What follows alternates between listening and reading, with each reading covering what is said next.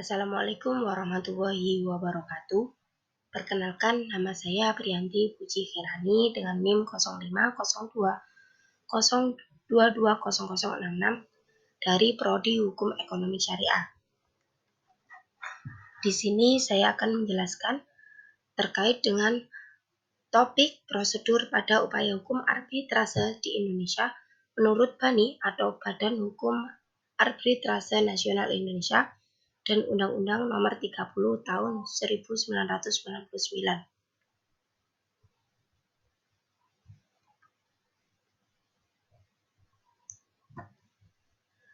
Sebelum saya menjelaskan apa sih itu pengertian dari arbitrase sendiri, di sini saya akan memaparkan latar belakang dari lembaga arbitrase itu sendiri. Pada pelaksanaan perjanjian atau hubungan kerjasama yang terjadi antara pihak pertama dengan pihak kedua, sangat memungkinkan muncul sebuah masalah. Timbulnya masalah tersebut karena salah satu pihak yang memungkinkan tidak mematuhi atau melakukan hal lain di luar kontrak perjanjian. Hal ini akan terjadi adanya usaha penyelesaian masalah tersebut. Penyelesaian sengketa di negara kita dapat ditempuh dengan dua cara, yakni dengan cara litigasi dan non-litigasi. Untuk jalur litigasi sendiri bisa ditempuh melalui proses hukum atau di pengadilan. Sedangkan jalur non-litigasi terdapat berbagai proses yang ditempuh dengan konsolidasi, negosiasi, arbitrase, dan mediasi. Nah, salah satu alternatif penyelesaian sengketa yakni dengan cara arbitrase. Proses arbitrase telah digunakan oleh masyarakat Yunani sebelum Masehi hingga menyebar ke negara lain. Lembaga arbitrase sendiri ini biasanya digunakan oleh para pelaku usaha atau bisnis yang bermasalah. Hal tersebut dikarenakan sifat dari penyelesaian sengketa melalui proses ini, yakni rahasia dan juga win-win solution, atau tidak ada pihak yang dirugikan. Walaupun setiap orang mempunyai cara atau pilihan sendiri guna menyelesaikan perkara atau sengketa yang dihadapi, tetapi saat ini perkembangan usaha atau bisnis yang berkembang pesat, maka banyak yang meminati dengan menggunakan cara penyelesaian sengketa arbitrase. Sedangkan tata cara atau prosedur pada penyelesaian sengketa arbitrase harus juga diperhatikan.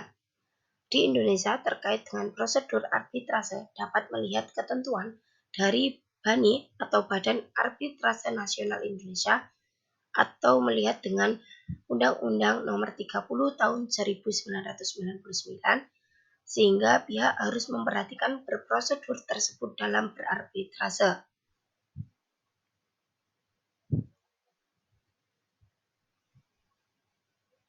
Arbitrase sendiri itu merupakan berasal dari bahasa Latin yang berarti kekuasaan untuk menyelesaikan sesuatu menurut kebijaksanaan.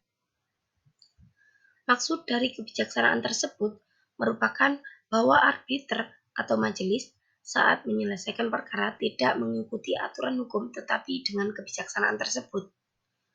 Nah, bahwa anggapan seperti itu merupakan anggapan yang salah, sebab majelis atau arbiter menggunakan ketentuan hukum atau aturan hukum sebagaimana sama dengan hakim pada pengadilan seperti umumnya.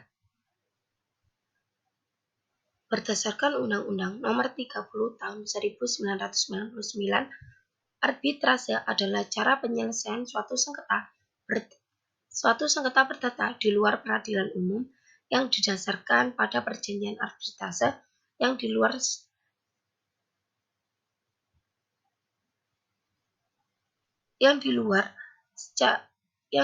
secara tertulis oleh para pihak yang bersengketa. Nah, seperti itu pengertian dari arbitrase. Untuk selanjutnya yakni masuk ke pembahasan prosedur arbitrase menurut Badan Arbitrase Nasional Indonesia atau BANI. Dalam prosedur arbitrase menurut Bani yakni terdapat 8 penjelasan. Yang pertama yakni permohonan arbitrase, yakni pihak pemohon menyampaikan ke bagian sekretaris Bani terkait dengan permohonannya. Pertama yakni dengan melakukan daftar dan pihak pemohon menyampaikan ke bagian sekretaris Bani terkait permohonan tersebut. Lalu pihak termohon setelah memberikan jawaban dapat memilih arbiter atau majelis, akan tetapi dapat diserahkan ke ketua Bani. Proses selanjutnya yakni dengan pelaksanaan pembayaran yang meliputi biaya administrasi pendaftaran, pemeriksaan, serta biaya pihak arbiter. Dengan demikian telah sesuai dengan ketentuan Bani. Untuk yang kedua yakni proses pendaftaran. Setelah proses permohonan hingga pembayaran selesai, maka bagian sekretaris wajib melakukan registrasi atas permohonan tersebut kepada Bani.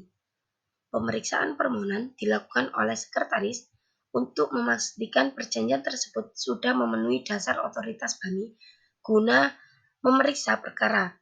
Kemudian dilanjutkan dengan proses persidangan.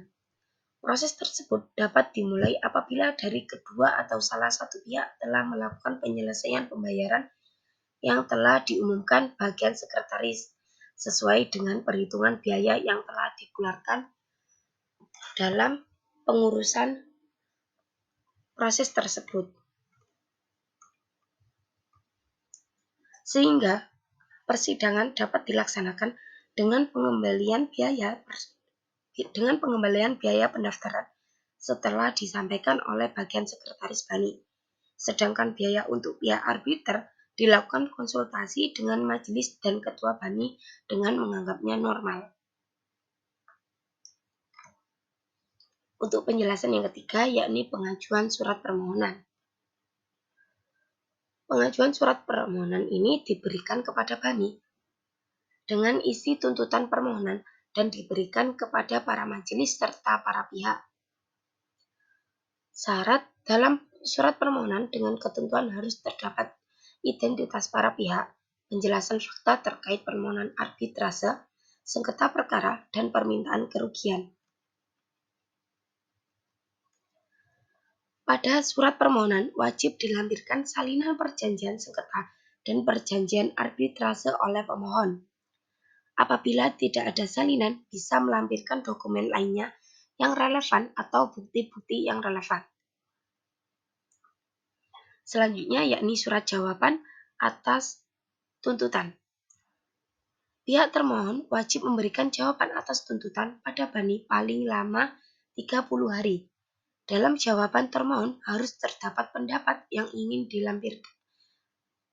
Harus terdapat pendapat perihal surat dari permohon serta diperbolehkan apabila ada dokumen atau bukti yang ingin dilampirkan.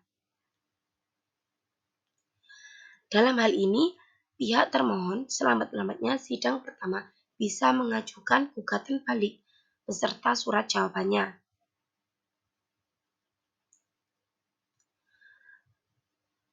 Pada pengajuan gugatan balik ini dikenakan biaya tersendiri sesuai dengan ketentuan Bani yang telah dibebankan kepada para pihak.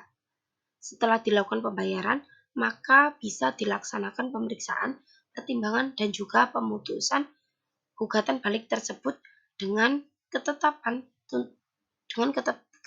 tuntutan pokok.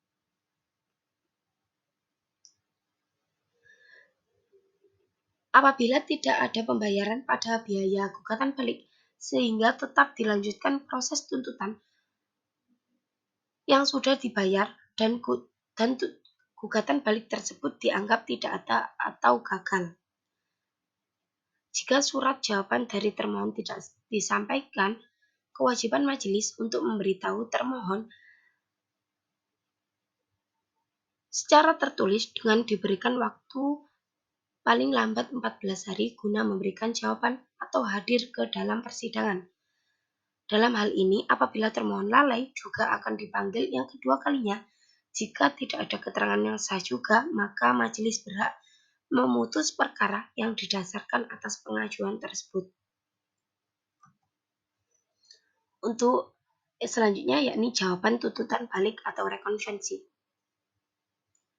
Jawaban rekonvensi yang ditujukan pada pemohon atau di sini sebagai termohon memberikan jawaban atas rekonvensi dengan waktu 30 hari atau penetapan dari majelis didasarkan pengajuan pihak termohon. Selanjutnya yakni kewenangan dari majelis atau pihak arbiter. Sesuai dengan ketentuan BANI, dalam hal ini majelis berhak menetapkan prosedur, melakukan penetapan yang disangka perlu, dan mengikat kedua belah pihak. Jikalau perlu juga, majelis melakukan resum perkara yang akan diputus dengan ditandatanganinya kedua pihak dan majelis. Serta sekretaris membuat berita acara, pemeriksaan, dan ketetapan prosedur yang akan menjadikan bahan untuk proses pemeriksaan. Di sini, majelis wajib juga menetapkan atas pertimbangan terkait perkara dapat diputus atau tidak, berdasarkan dokumen saja atau dengan memanggil kedua belah pihak untuk hadir di persidangan waktu itu. Selanjutnya yakni pencabutan arbitrase. Pihak pemohon dapat membatalkan atau mencabut tuntutannya secara tertulis terhadap BANI, majelis, dan pihak lain sebelum adanya putusan keluar dari pihak majelis. Tetapi jika termohon sudah memberikan jawaban dan atau rekonvensi, tuntutan bisa dicabut atas persetujuan dari pihak termohon. Jika sidang telah dimulai dan kedua belah pihak bersepakat untuk membatalkan perkara tersebut, maka majelis yang akan menetapkan putusan tersebut. Yang terakhir yakni putusan. Putusan akhir ditetapkan selambat-lambatnya 30 hari sejak sidang ditutup atau terkecuali majelis menimbangkan waktu perlu diperpanjang. Penetapan putusan tersebut yakni putusan-putusan pendahuluan, putusan selah, dan putusan parsial juga menjadi hak majelis. Jika majelis terdapat 3 atau lebih, tiap putusan dari majelis wajib ditetapkan pada putusan yang mayoritas arbiter tersebut atau majelis. Apabila ada perbedaan pendapat, maka harus dimuat pada putusan, dan jika tidak ada yang sepakat, maka ketua majelis wajib atau berhak memutuskan atas dasar kepatuhan, keadilan, atau ketentuan hukum. Setelah itu,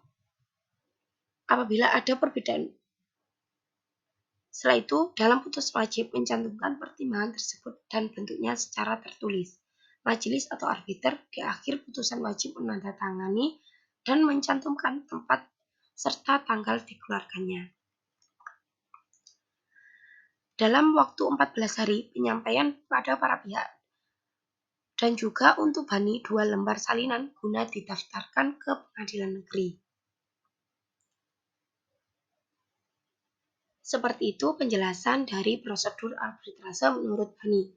Selanjutnya saya akan menjelaskan prosedur menurut Undang-Undang Nomor 30 Tahun 1999. Dalam prosedur ini terdapat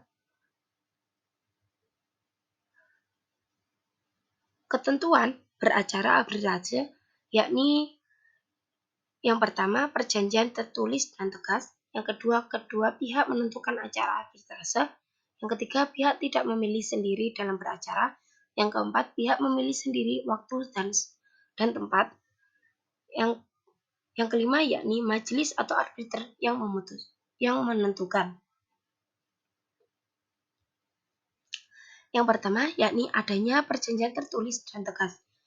Maka arbiter di sini berhak memilih sendiri acara berarbitrase. Yang kedua, yakni kedua pihak atau para pihak menentukan acara arbitrase. Dalam penyelesaian perkara juga bisa menentukan acara arbitrase tersebut yang berlaku pada lembaga arbitrase.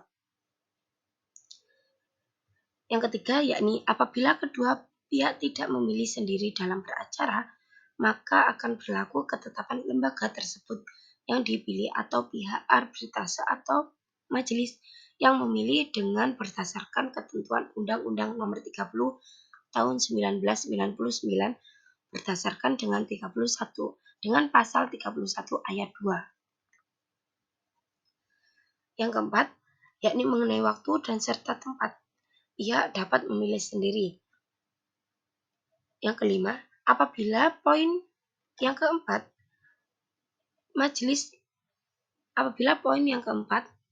majelis yang akan menentukan berdasarkan ketetapan pemeriksaan selesai selang dengan 180 hari sesuai dengan pasal 31 ayat 3 yang telah dirubah pasal 48.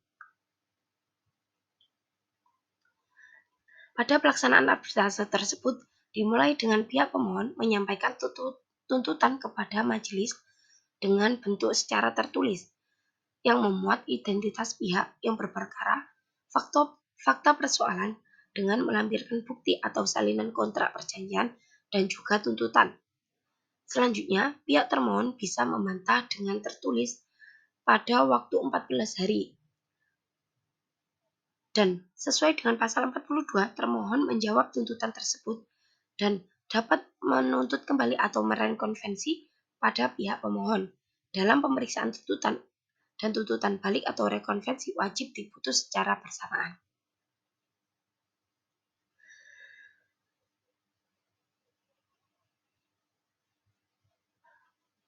Apabila dalam pemeriksaan pemohon tidak hadir,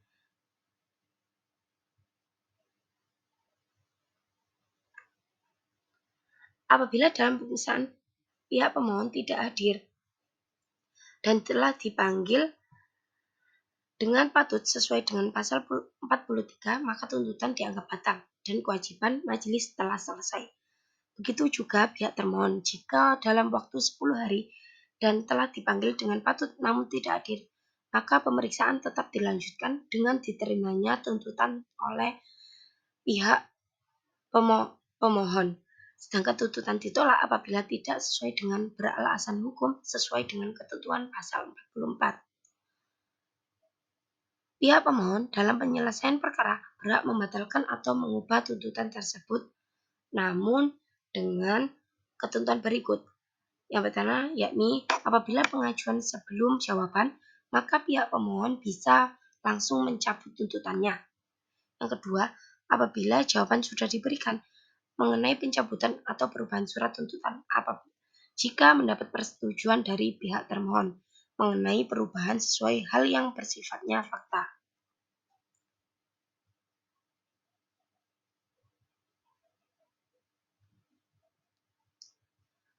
Ketetapan tersebut guna pihak termohon juga mendapat perlindungan dan tidak merasa dirugikan akibat dibatalkannya tuntutan tersebut. Sehingga dicabutnya tuntutan tersebut apabila sudah diberikan jawaban dan hanya sepihak tidak diperbolehkan.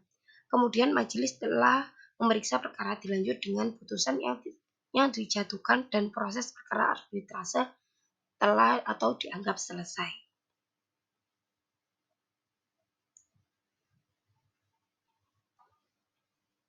Sekian penjelasan dari saya terkait dengan prosedur berarbitrase. Saya akan menyimpulkan kembali prosedur atau ketentuan umum dalam berarbitrase, yakni yang pertama, adanya kesepakatan antara kedua pihak atau para pihak dalam penyelesaian yang telah atau timbul akan diselesaikan oleh badan atau menggunakan badan arbitrase. Yang kedua, pemohon mengajukan permohonan arbitrase. Yang ketiga, dengan membayar biaya pendaftaran, biaya administrasi, atau biaya persidangan. Lalu, biaya administrasi persidangan adalah menjadi tanggung jawab para pihak atau pihak yang telah kalah. Pemohon akan ditolak paling lama 30 hari jika jelas bahwa penyelesaian perselisihan tersebut bukan kewenangan badan arbitrase. Selanjutnya, Ketua Badan Arbitrase akan menyampaikan salinan surat permohonan pemohon kepada termohon.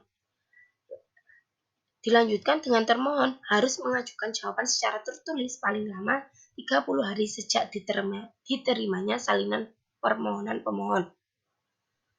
Dan Ketua Badan Arbitrase mengirim jawaban termohon kepada pihak pemohon.